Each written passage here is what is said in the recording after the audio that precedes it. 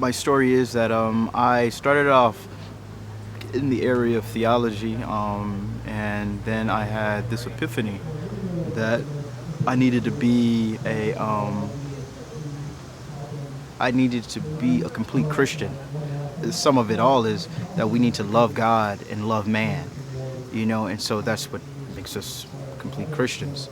Being of Haitian descent and seeing how Haiti has been neglected, you know, um, by our country.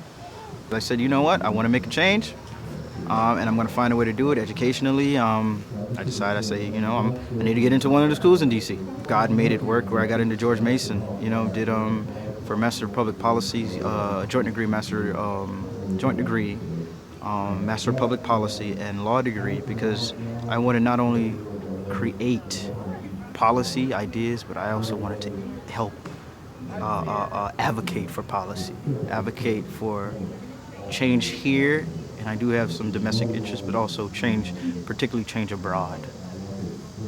And so being at the Goose gives me a community where I can find like-minded thinkers because I was just invited here by a friend who thought this would be a perfect community for me, a perfect space for me to interact with people of like minds, and this really has been to interact with people with a background in theology, in religion that incorporate social justice, in their life is something that I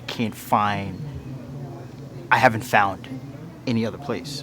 So being at the Goose allows me to actually interact with these people.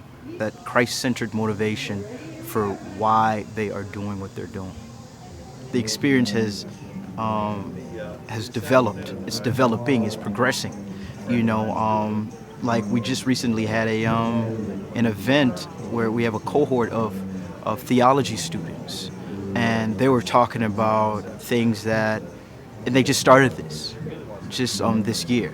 I mean, this was the first time it started, and what was experienced there, it may have been brand new.